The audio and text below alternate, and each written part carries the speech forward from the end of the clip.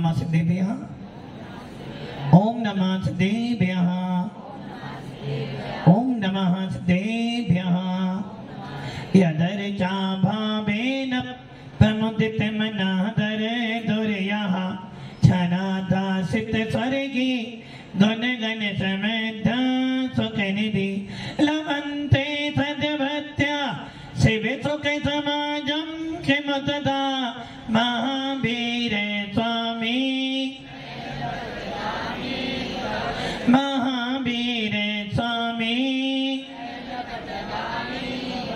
महावीर स्वामी नयन पथगामी भवतु में गुरुवाह पंचना नित्यं ज्ञान दर्शन नायिका चारित्राणां गंभीरा मोक्षे मार्ग उपदेशिका पंच परमेश्वर भगवान की एक आदिनाथ भगवान की अंतिम सत्संगपति भगवान महावीर स्वामी की आचार्य श्री कुंद भगवंत की आचार्य श्री विमल सागर जी महाराज की आचार्य गुरुदेव सनमती सागर जी महाराज की 3 करोड़ मुनि राजों की द्वादशांजनवनी माता की बोलिए आचार्य पर्वत सुंदर सागर जी महाराज की जयकारा गुरुदेव का जयकारा गुरुदेव का। भव्य आत्माओं, अंतिम शासन पति भगवान महावीर जिन शासन के अंतिम तीर्थंकर हैं और ऐसे तीर्थंकर हैं जिनकी पावन देशना का पीयूष आज तक आपको मिलता आ रहा है, वो भगवान महावीर जब कभी चलते थे, जब भगवान महावीर विहार करते थे तो उनके चरणों के नीचे कमलों की रचना हो जाती थी। जब भगवान महावीर चलते थे तो 100 धर्मेंद्र उनके आगे आगे चलता था और जब तीर्थंकर विहार करते हैं तो एक यक्ष धर्म चक्र को आगे माथे पे विराजमान कर उनके आगे आगे विहार करता है। ऐसे तीर्थंकरों की परंपरा, ऐसे केवलियों की परंपरा, ऐसे शुद्ध केवलियों की परंपरा हमारे पास जयवंत हैं। ऐसी परंपरा में हमें जन्म लेने का सौभाग्य मिला है। अपने पुण्य की सराहना करना कि हमें तीर्थंकरों की कुल परंपरा वसीयत में मिली है। भव्य आत्माओं, दुर्भाग्यशाली हैं कि हमारे पास तीर्थंकर नहीं है। दुर्भाग्यशाली हैं कि हमारे पास में कोई केवली भगवंत नहीं है। बहुत ज्यादा पाप कर आए हैं, इसलिए हमारे पास पंचम काल में शुद्ध केवली भी नहीं है। किंतु चिंता ना करना।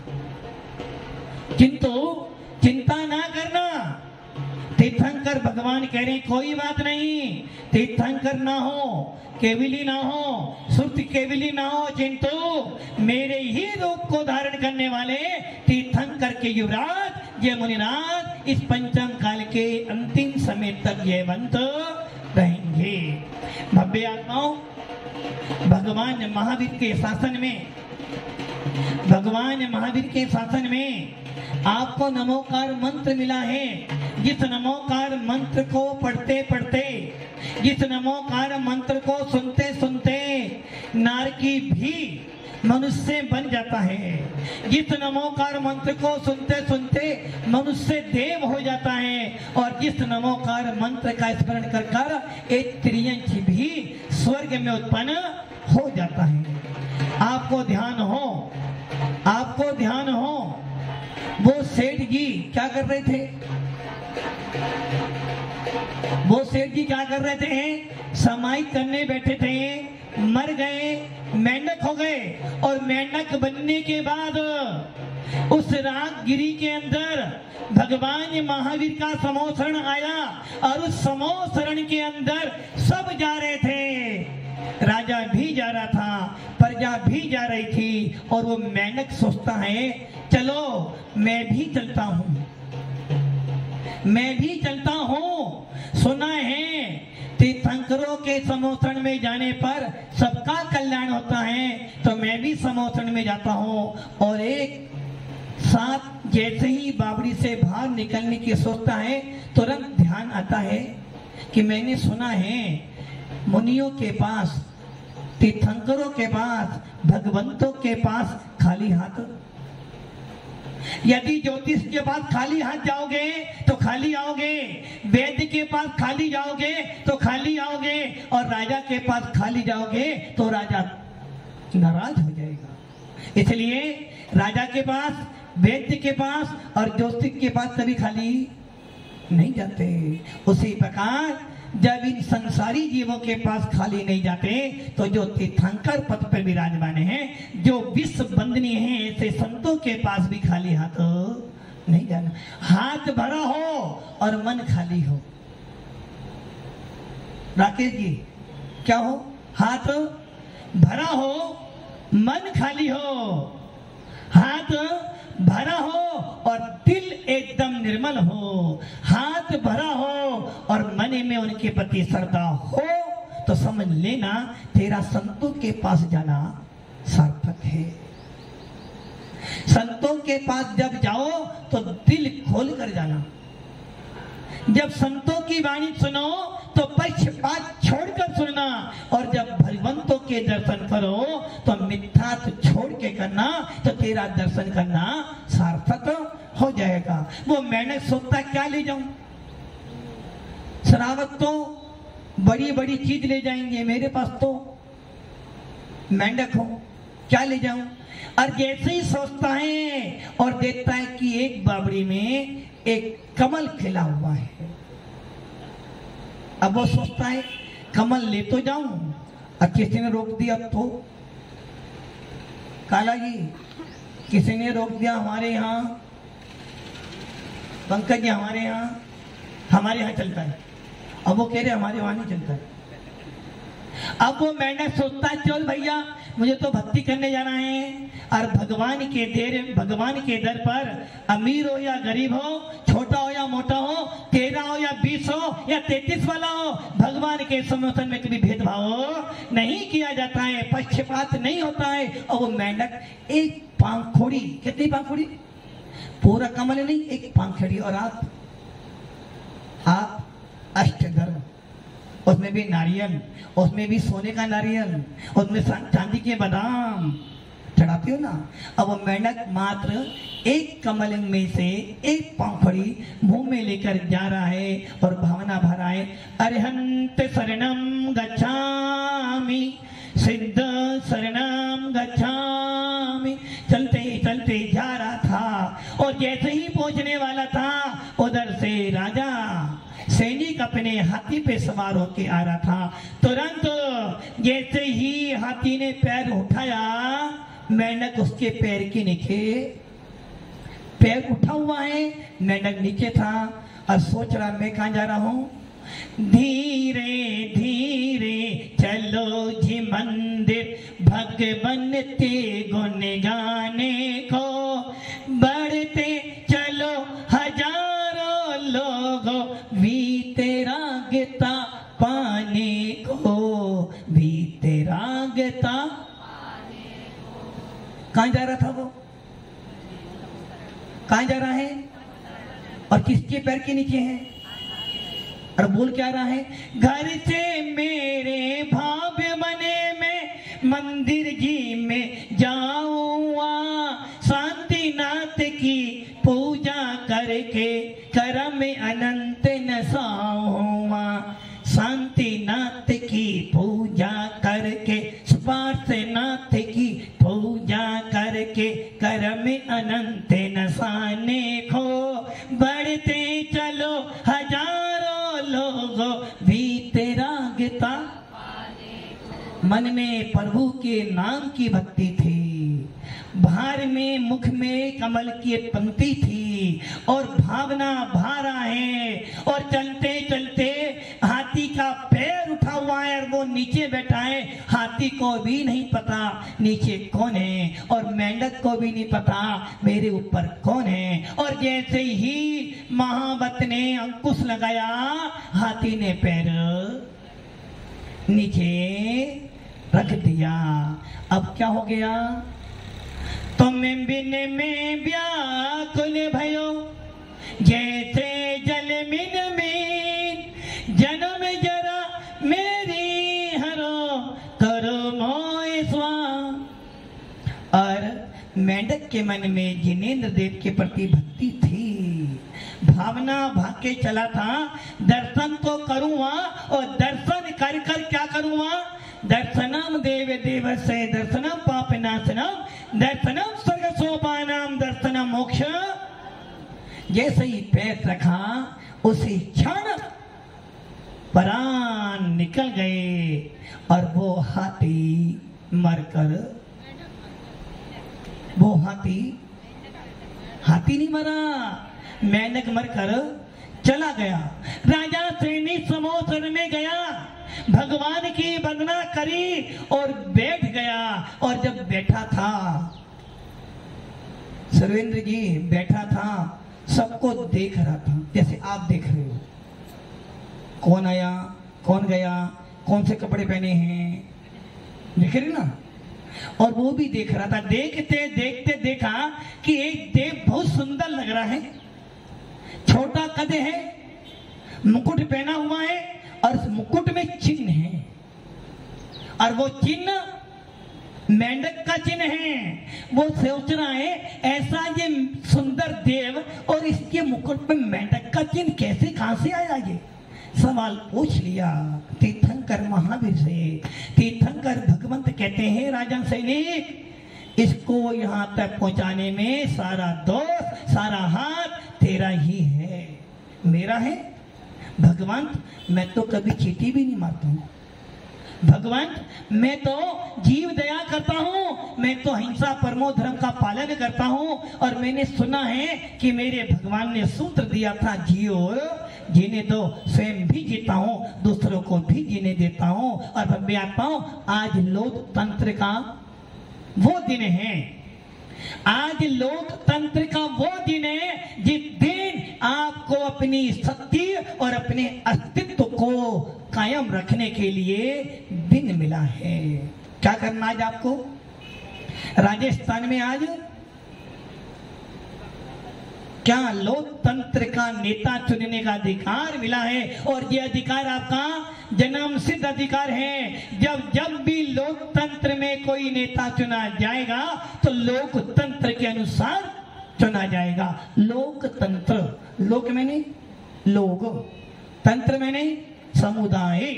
जो लोग मिलकर संविधान बना देंगे, जो लोग मिलकर नेता चुन देंगे, वो ही हमारे लोकतंत्र की गद्दी पर बैठ सकता है। इसलिए नेता कैसा होना चाहिए?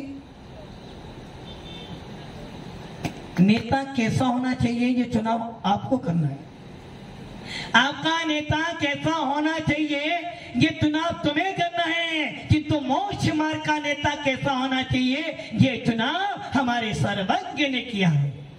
आपका नेता, संसार का नेता, लोकतंत्र का नेता आप निर्धारित करोगे कैसा होना चाहिए। किंतु जिन शासन का नेता कैसा होना चाहिए, ये तो अनादिकाल से सर्वज्ञ भगवान निर्धारित कर चुके हैं। इसलिए हमारे यहाँ बोला जाता है, मोक्ष मार्ग से नेतारम भेतारम करम भूभताम ज्ञातारम विस्तत्मानाम वंदे तद्गुणा।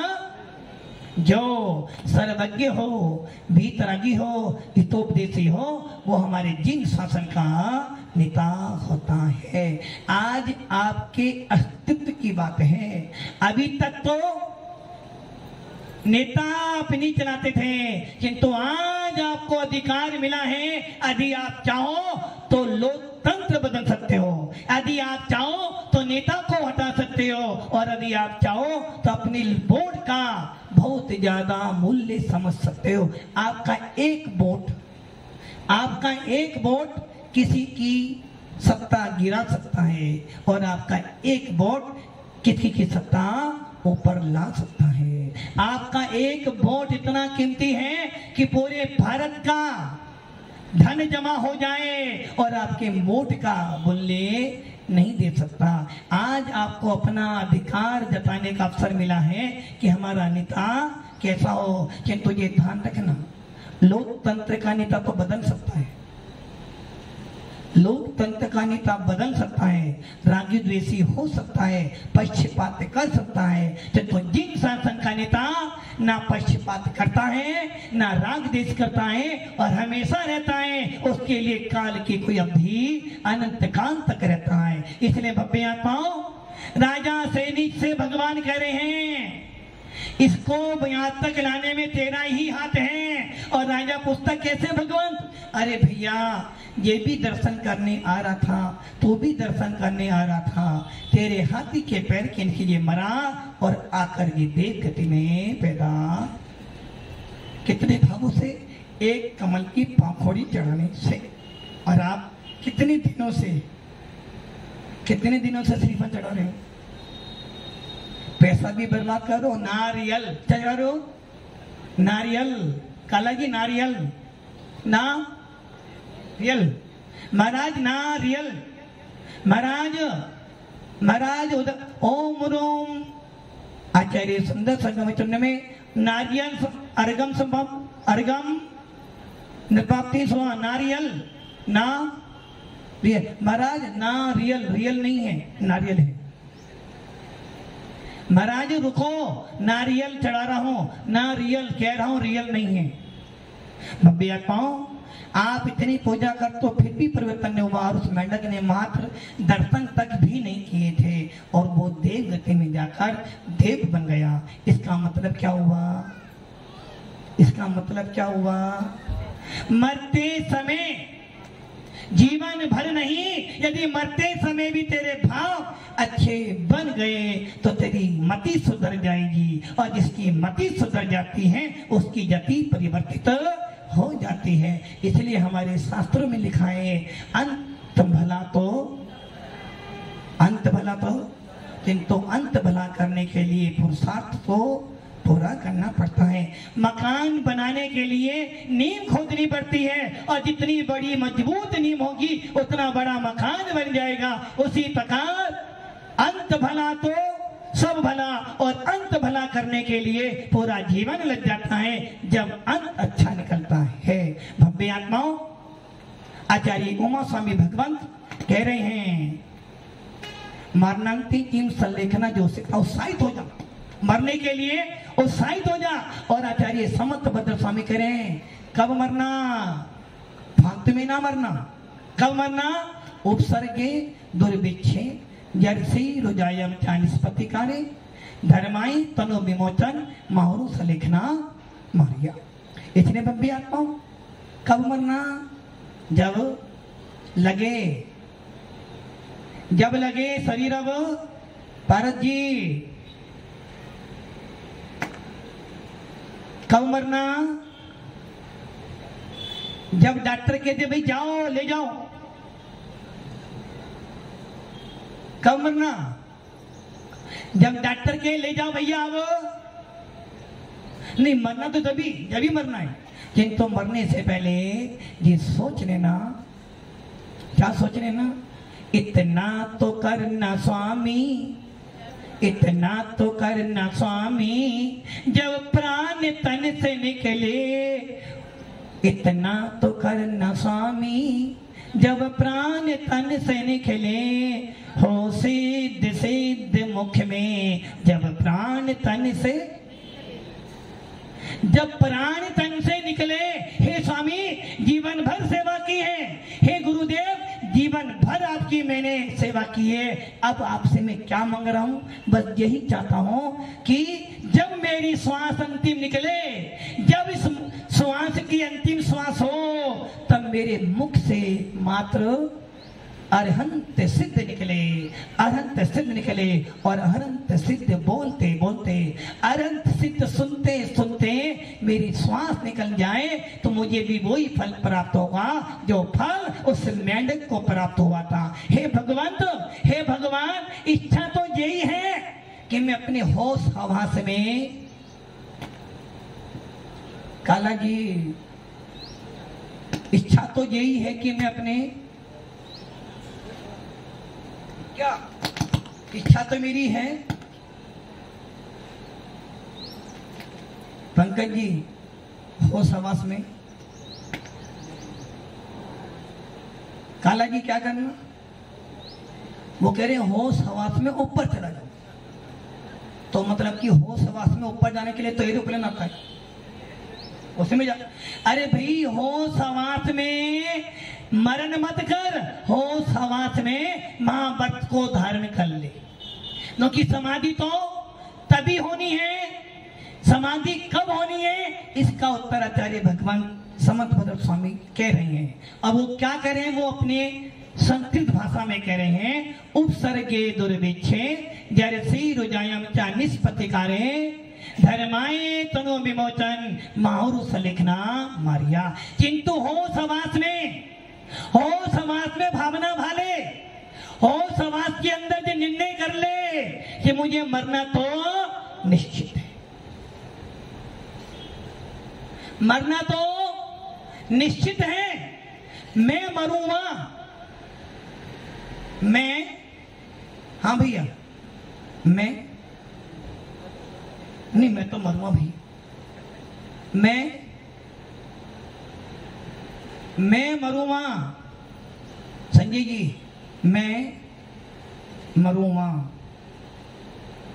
वो भैया मना करें, मैं तो नहीं मरूंगा। अरे भैया आत्मा नहीं मरेगी, तेरी पर्याय विनशेगी। आत्मा तो अविनाशी है, आत्मा तो शाश्वत है, आत्मा तो अजर अमर है। जब भी नष्ट होगा पुद्गल नष्ट होगा, जब भी विनाश होगा पुद्गल विनाश होगा, और जब भी परिवर्तित होगा दर्व परिवर्तित होगा। पर्याय बदलती है, दर्व तो शाश्वत रहता है। और मैं चेतो चेतन निज में आओ, अंतर आत्मा बुला रही है। चेतो चेतन निज में आओ, अंतर आत्मा बुला रही है। कौन बुला रहा है?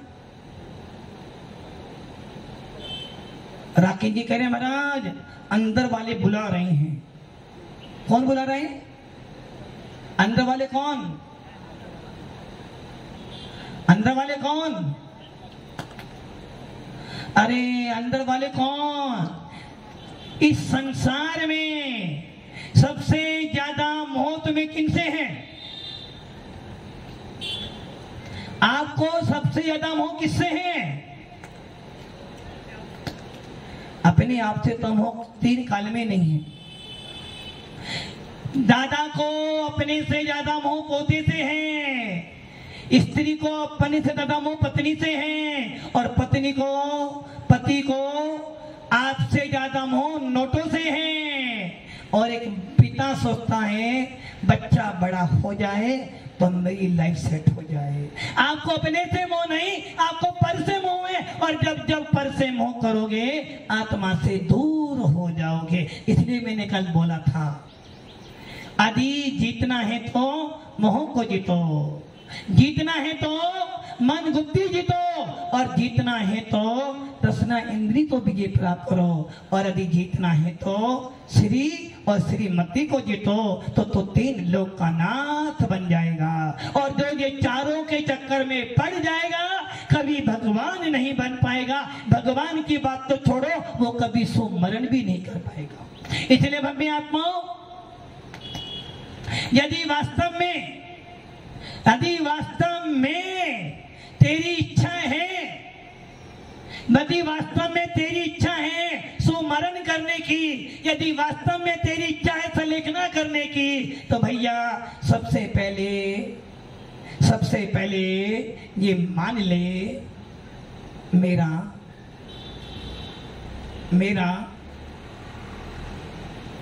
हाँ ब्लैक भैया,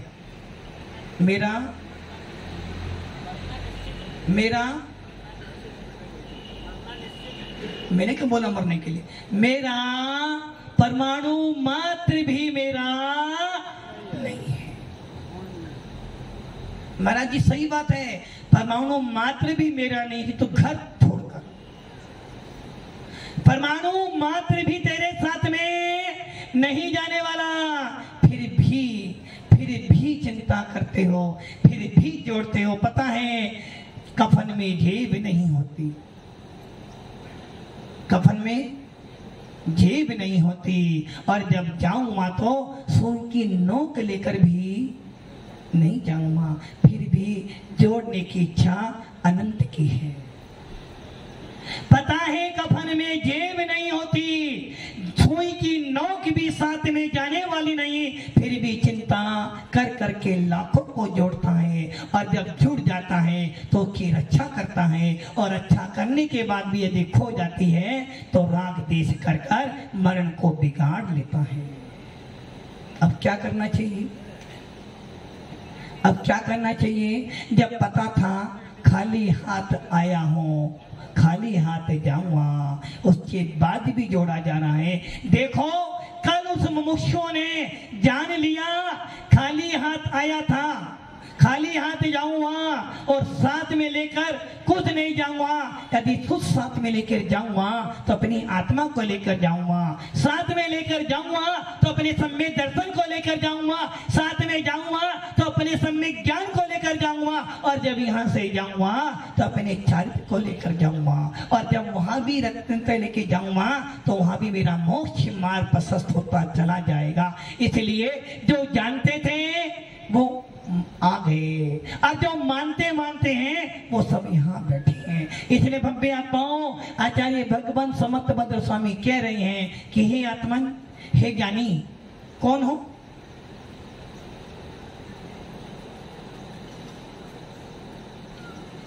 क्या? हाँ बेटा, ज्ञानी हो ना? नहीं, सोनलाल जी ज्ञानी हो? वो कह रहे महाराज आपका आशीर्वाद, मतलब कि मेरे आशीर्वाद से ज्ञानी हो? हाँ अंकुर भैया ज्ञानी हो, वैसे ही महामंत्री बन गए। अरे भैया ज्ञानी तो हो, किंतु पूर्ण ज्ञानी, अज्ञानी तो हो किंतु मिथ्या दृष्टि नहीं हो, अज्ञानी तो हो मिथ्या दृष्टि नहीं हो, और ज्ञानी तो हो किंतु केवल ज्ञानी नहीं हो। इसलिए भव्य आत्माओं, मरने से पहले जो चिंतन कर ले, जो विचार कर ले, मरना निश्चित है, मृत्यु अटल है, और मृत्यु आए उससे पहले मैं सावधान हो जाऊं। मृत्यु आए उससे पहले मैं अपने आप को अरहंत शरणम पवज्जामि, साधुओं के चरणों में अपने आप को लगा दूं, ताकि जब मृत्यु आए तो मेरा भी मृत्यु महोत्सव बन जाए। भव्य आत्माओं, मृत्यु को जीतने के लिए, संलेखना को करने के लिए, सुमरण करने के लिए ही दीक्षा ली जाती है। पहले शिक्षा नहीं, पहले दीक्षा ले ले। हम कहते हैं पहले दीक्षा नहीं, पहले शिक्षा, और आचार्य भगवंत कहते हैं पहले एडमिशन बाद में एजुकेशन, और हम कहते हैं पहले एजुकेशन बाद में एडमिशन। जब बच्चे को LKG UKG में भरते हो तो सबसे पहले एडमिशन करवाते हो, उसके बाद में एजुकेशन होती है। वैसे ही मोक्ष मार्ग में भक्ति के स्वामी मूलाचार्य में करें पहले दीक्षा ले, उसके बाद में शिक्षा ले। दीक्षा लेगा तो भिक्षा मिलेगी, और भिक्षा लेगा तो शिक्षा मिलेगी। और हम पहले ही शिक्षा ले लोगे तो फिर दीक्षा कब लोगे? और जो ज्ञानी बन जाता है, कालागी, जो ज्ञानी बन जाता है वो दीक्षा ले नहीं पाता, फिर वो क्या करता है? बाल में से भी नहीं, खाल में से बाल निकालता है। और भगवंत कहते हैं ज्ञान का मतलब होता है विशुद्धि बढ़ाओ, ज्ञान का मतलब होता है सम्यक ज्ञान पैदा करो, और ज्ञानी का मतलब होता है कि हीन चारित्र वाले को भी ज्ञानी बना दे, उसे कहते हैं सम्यक ज्ञानी। इसलिए भव्य आत्माओं, कल आपने 6 भव्य जीवों की दीक्षा देखी। उन दीक्षाओं को देखकर आपका आत्मा क्या कह रहा है? जो वैरागी थे, जो ज्ञानी थे, वो कह रहे थे हे भव्य आत्माओं, वो ज्ञानी शुद्ध धन्य है ये जीव जिसने भगवान महावीर के शासन को स्वीकार किया है। हे आत्मान, मैं इनको नमस्तु करूं, कोई फर्क नहीं पड़ने वाला। तुम मुझे नमस्तु करो, कोई फर्क पड़ना नहीं, किंतु मैं इनको नमस्तु कर कर इन जैसा बनने का भाव बनाऊं तो मेरा नमस्तु करना सार्थक है। और गुरुदेव तुमको ऐसा आशीर्वाद दे कि है भगवान, तो अब तू भी इच्छा कर ले, इस महाव्रत धारण कर ले कि ताकि मरने से पहले शान से सके कि नहीं, अब मेरी सलेखना तो सुनिश्चित है। इसलिए भव्य आत्माओं, कल का दृश्य देखकर चिंतन करो, कल का दृश्य अपनी आंखों में लाओ, अपने विचारों में लाओ। क्या वो दृश्य था कि वो मुमुक्षु भाई मोक्ष मार्ग पे बढ़े और हम सब उनकी अनुमोदना करने आए थे। उस अनुमोदना का फल कब मिलेगा? जब तुम्हारे भाव बने कि रहे सदा सत्संग होने का, ध्यान होने का नित्य। भव्य आत्माओं, ऐसे मुमुक्षुओं की दीक्षा देखकर, ऐसे भाव लिंगियों के दर्शन कर कर अपने अंदर भी भावों को निर्मल बनाओ कि आत्मन, बस यही भावना है, दिन रात मेरे स्वामी, मैं भाव देना जे भाऊं